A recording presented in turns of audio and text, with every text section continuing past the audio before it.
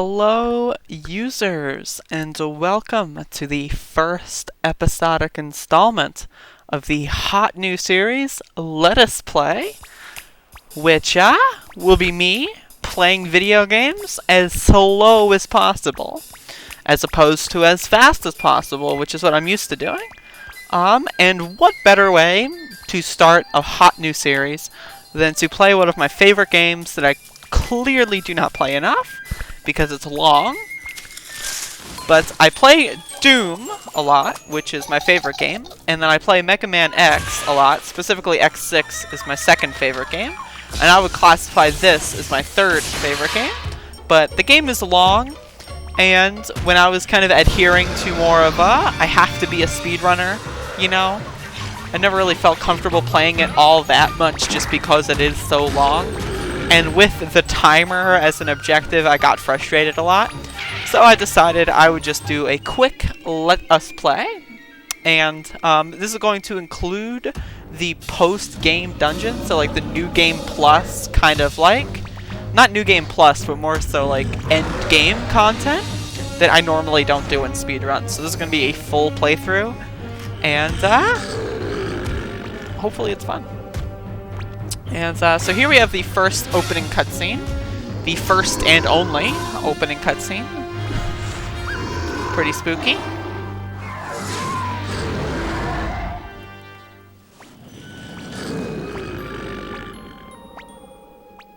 One thing I do love about this game is how cute the characters are. Everything is like, even like the monsters that are so clearly supposed to be super evil creatures, they just have like some like adorableness about them that I just absolutely love.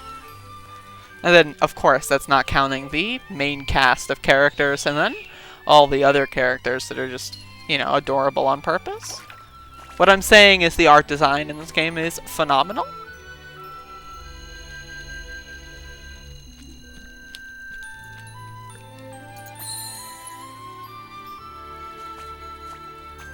Little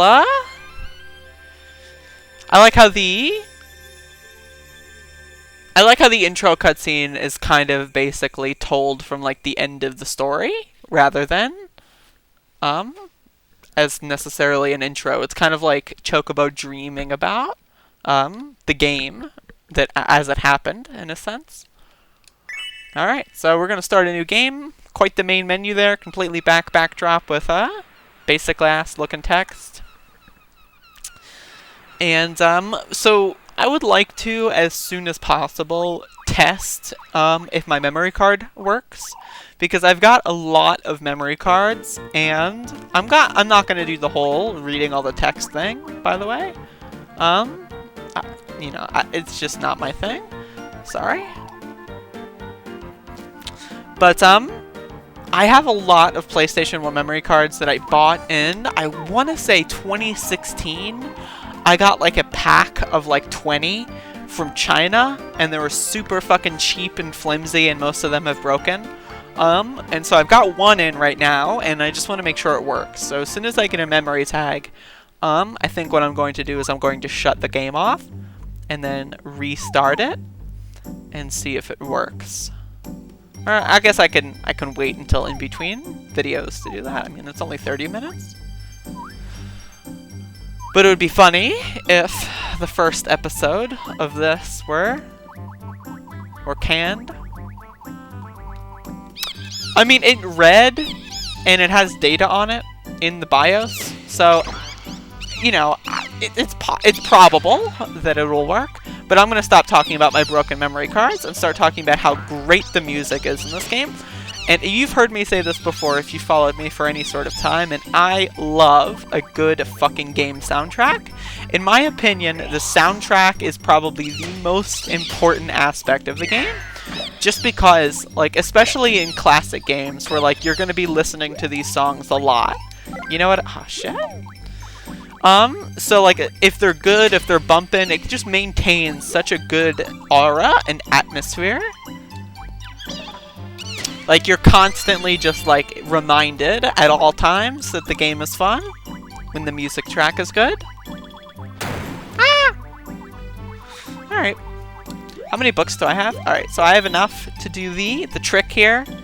The trick is I let this guy that levels up kill Mog, and then level up again, and then kill him with 3 books, and then get a fuckload of experience. Another thing is I have the strategy guide for this game, the original strategy guide, and I don't know where it is right now, but I'm going to look for it later. And I might consult that when I get into the end game, because honestly I haven't done the post-game content. I haven't done that since I was a kid. I think I tried it like I tried like 1 dungeon maybe?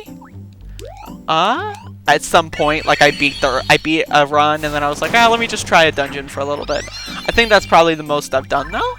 So I would, you know, I have all these strategy guides, I might as well use them. And then the strategy guide for this game especially is just really great artwork. And I'll pop it up to the webcam if I see anything. But for right now, I don't know where it is. But I imagine that this will last quite a while as a series. So. And I'm planning on making a primer video for all of these videos that I'm going to be doing. So I'm trying not to bog down this one with anything, but in case you didn't see a primer video, Let Us Play isn't going to be 1 game and 1 game only. I'm going to switch games. It's going to be kind of like the Spook Night series, where I have a bunch of different ongoing games that I'll play once in a while. And there's going to be a few others that I'm going to start off with. So if you do like this game, you're not going to be seeing it every single day, but you're going to be seeing it a lot anyways. So the reason I let Mog die is also because 1, I get a lot of experience, and then 2, he comes back in the next area anyway, because essentially, and this is a rule that applies throughout the entire game, is that if your partner ever dies, they'll come back at a scripted cutscene event. So, for example, in the water dungeon later, if Shoroma dies, there's a cutscene with her and Bahamut, and you know, if she's dead, she can't participate in the cutscene. So, and then there's also the cutscene near the end of the dungeon with the underwater portion and so forth. But we'll get to there later. So, but yeah, that is a global rule, and especially when I've got like no health whatsoever here, you know, you might as well just take advantage of that. And if I die, I could just restart the game. It's not like I've got anything, you know? It's not like I've spent so long developing an extensive inventory.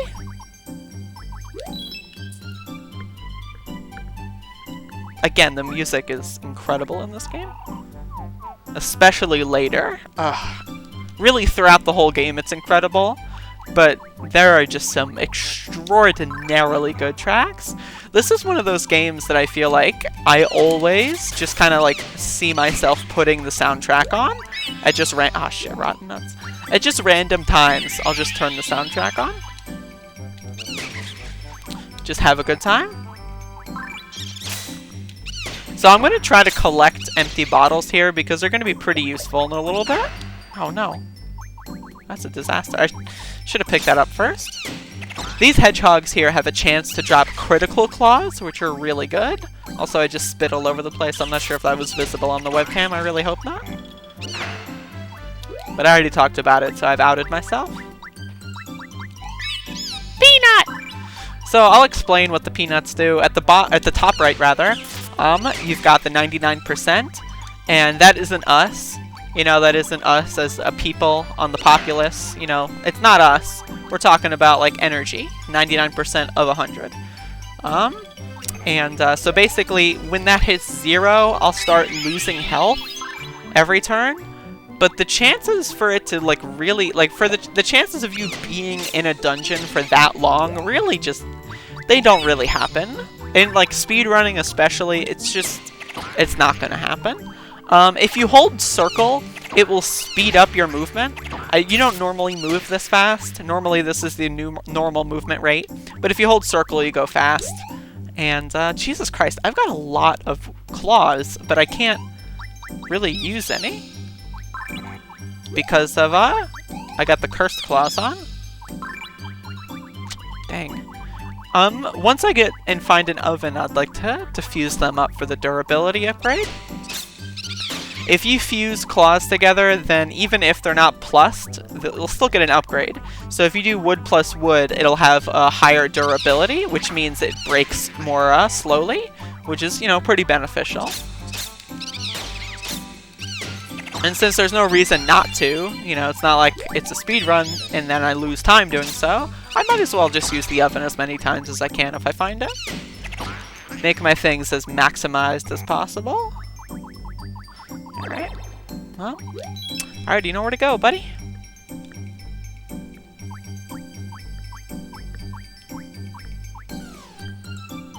So here is the last area. Oh, I should have emptied one of my bottles, or emptied one of my inventory pieces, because if you have an open inventory slot, what happens is you can get a nitro in Shoroma's house, but I don't need it.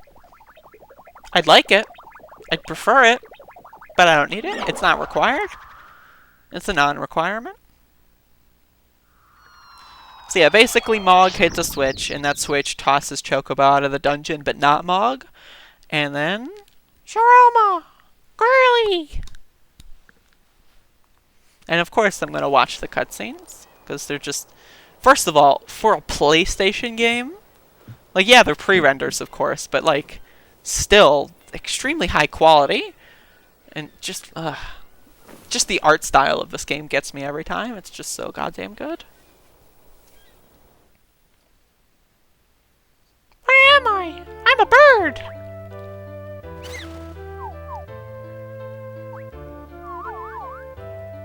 So yeah, she'll be our friend a little bit later as well. But now because we have to go rescue Mog, she's gonna follow us into the dungeon.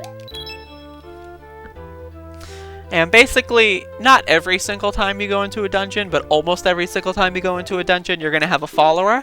And each follower will have different abilities. Mog has the ability to steal. Shoroma has the ability to heal you if you ever hit yellow in the status bar. But currently she went to the dungeon first, so we enter the dungeon, and we're alone, and then we'll find her on, I believe, the 4th floor. Yeah, I have a problem. And that problem is the fact that I have these claws, and they're equipped. Alright, I don't need this memory tag. And I want to get goblin essences. I guess I'll just drop that. And I'll use the map card. Oh, I have digging claws, so I could get that. But I've got 13 fucking durability on this thing. Damn. That's a real shame. Well, we'll see. It's possible that I could grind this down. It would... I don't know, though. If you're on a level for long enough, eventually Doom will come after you, which is like a Grim Reaper with maximum statistics, and will basically murder you instantly. Thunderbook! So I don't know if I have all that time, to be honest. Alright. Ooh, +2.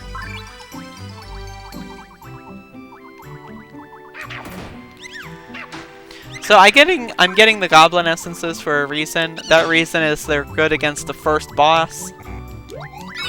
Very useful.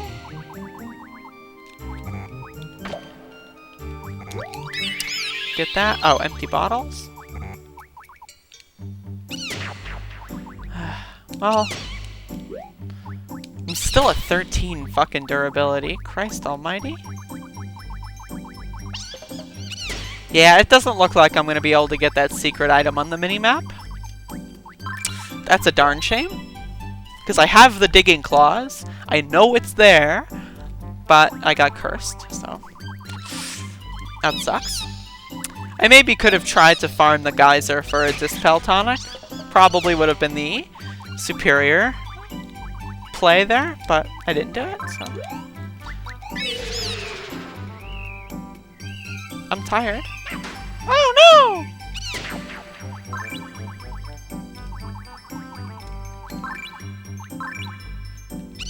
So the more you use spell books, the higher their abilities are. If you use them a certain amount of times, they'll level up and become more powerful. And then when they reach certain levels, they'll become entirely new abilities with new animations that are way better.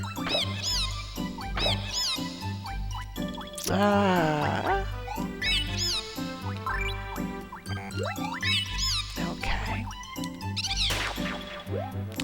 I'm at 11 now.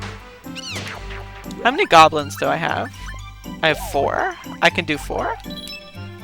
I can do 3 or a 4, so 4 is better than 3.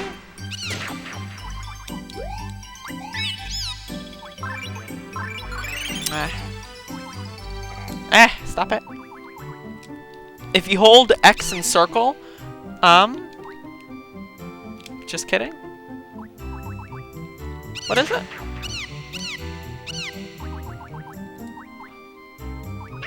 Hold on. Yeah.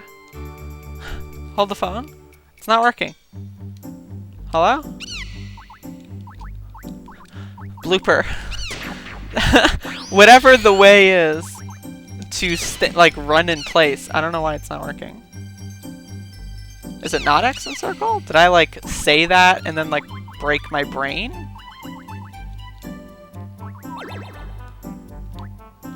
I think I broke my brain. I'm fairly positive that my brain has just literally fallen into the mud.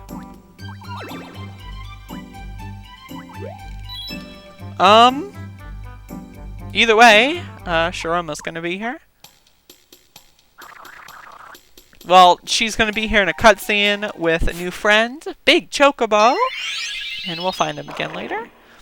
And then we chase Shoroma, and then we do one more floor, floor 5, and then we meet up with her again on floor 6. A monster!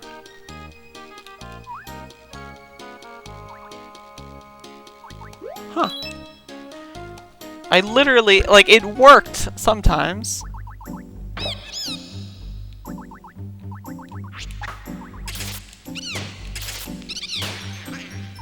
There we go. You can do like a run in place kind of thing. Why wasn't it working? I don't know what's wrong with me. I don't know. Maybe it's past my bedtime. I pulled a Joe Biden there. My deepest apologies. Either way, now that we're back on track, now that I kind of understand the basic controls, we're on floor 5, and the dungeon layout is basically the same up until when Mog hit the switch. But instead of going to a room and hitting a switch, we're going to continue all the way to floor 10. And that's going to be where a boss is. Ooh, HP recovery. What that means basically is if you stand in place here and then do this, you'll gain health really quickly. Give me critical claws, you bitch. Fuck you. A darn shame. I guess the exit must be here.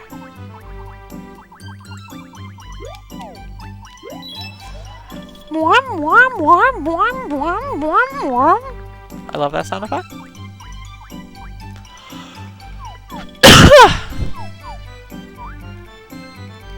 I like how you can see a summon stone on that shelf. At least that's what it looks like. But I don't think you can actually get summon stones there. Just a bunch of miscellaneous items. Alright, so I'm definitely going to combine these.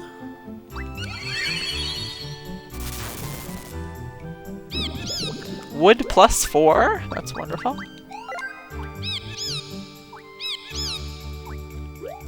Alright, I'm going to combine the digging and the wood, just because it takes up less inventory spaces. So even though it does weaken my good claws, I feel like I'm going to be able to make them way better later. And as long as I'm vigilant, and make sure they don't break, it shouldn't be a problem. But still, I have 8 fucking durability to go on this, unless I find myself with a dispel. Looks like I'm not going to be in good shape.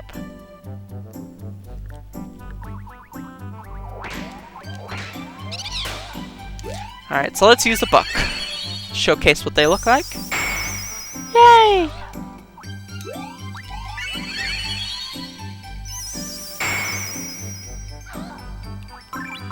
double fire.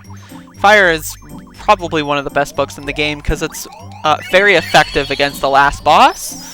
So basically, the more you get, the more you can use, and then the more powerful they become, like I mentioned, the leveling system, and then the more damage they'll be able to do against the final boss.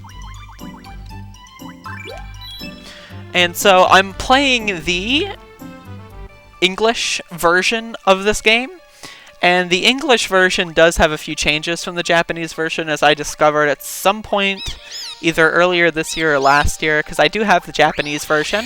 And it is faster for speedrunning. All the Japanese runners are way faster than me. And I discovered by watching all their runs that the Japanese version is actually faster in some areas. And I sat down, I routed it out a little bit, but I never actually learned playing the Japanese version because everything's in Japanese, and I thought that would be really difficult. So I figured I would just do this playthrough. That way I get it out of my system. And then I can learn the Japanese version at some point after that. And then I don't have to relearn this version.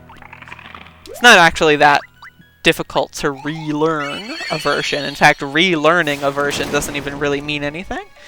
I'm just trying to give myself an excuse for not doing the work of translating Japanese. Because that's a lot of work. So if I get hit one more time, I should drop into the yellow status bar. And then Shoroma should heal me. Well, if I get hit one more time and it actually makes contact and not misses. Oh, okay. Guess it's under 20 or probably 21. Oh. There we go. And heal. Perfect. So this isn't identified, so it could be cursed. We'll see. We'll see after these wood claws. I would really don't want to have these wood claws after this dungeon.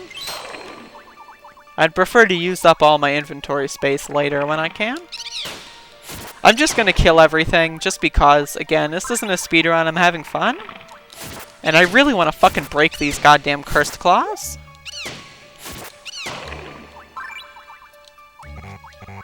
Memory tag!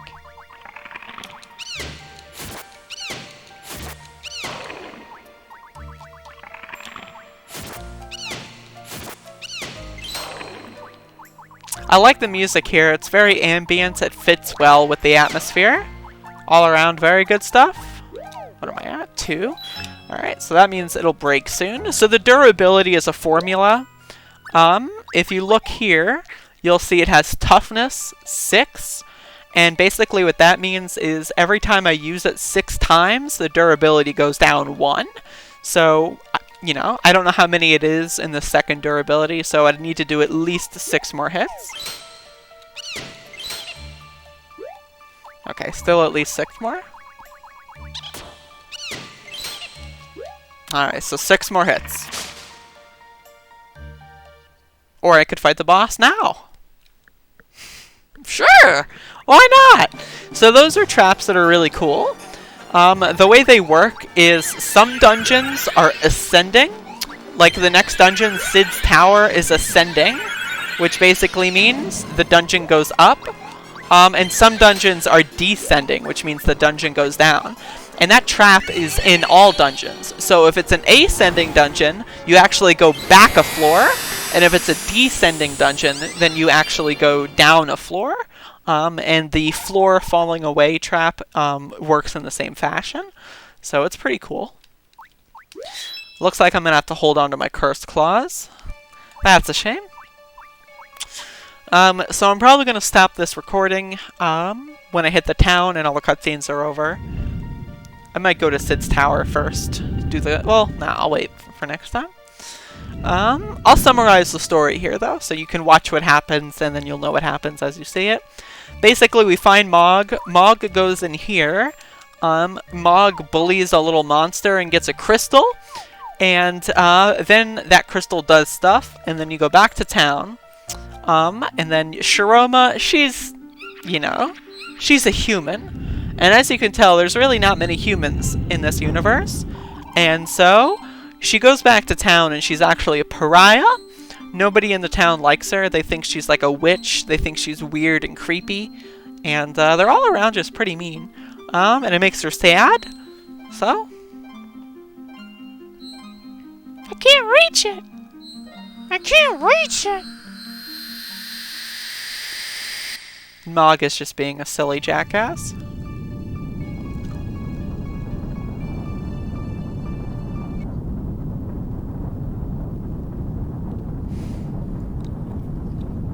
And then here's the Overworld map.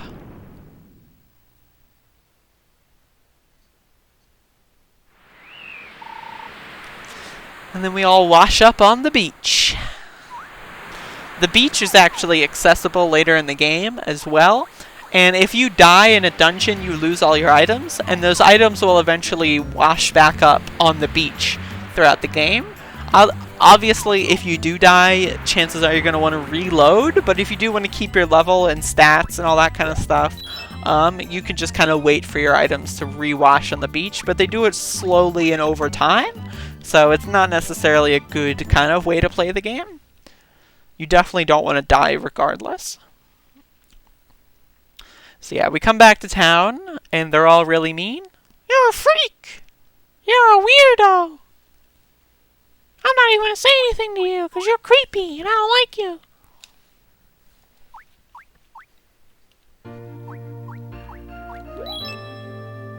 Alright, so let's talk to the bombs. So Mog is basically saying blah blah blah blah blah, and they suggest that we go see Sid in Sid's tower. And he's kind of a loner. He's another human, so he's just kind of hangs out upstairs. Not upstairs in the hotel, but upstairs in his tower. Later on, there's some fuckers that come here. We'll see them later. I can save in that bed, but I'm going to wait and do a few more things first. So here's Chubby Chocobo. We saw him earlier, and he thought I was a monster. Mean Chocobo!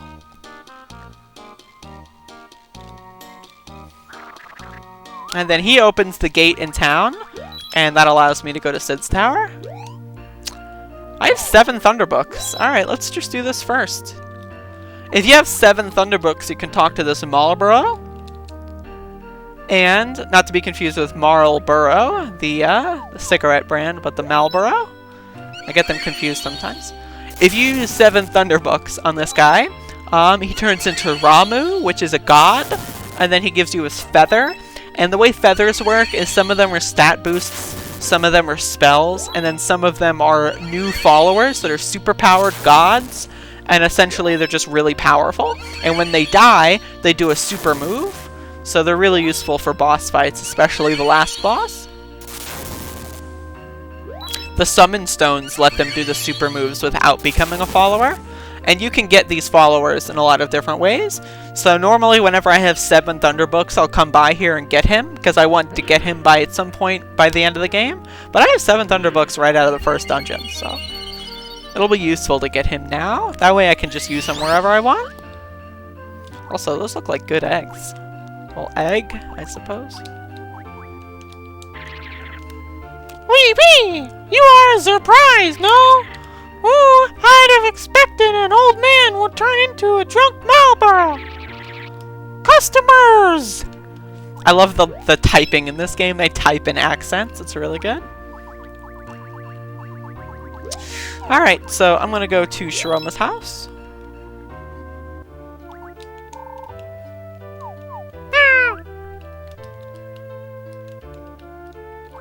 Alright, so I'm going to save the game, and I will see you later. Hopefully you enjoyed. This is one of my favorite games. It's really good, and I'm looking forward to playing it some more. So I will see you next time on Let Us Play. How'd you like that outro? That was pretty good. By the way, how'd you like Let Us Play? Let Us Play is really good. I think it's funny. Hopefully you think it's funny too.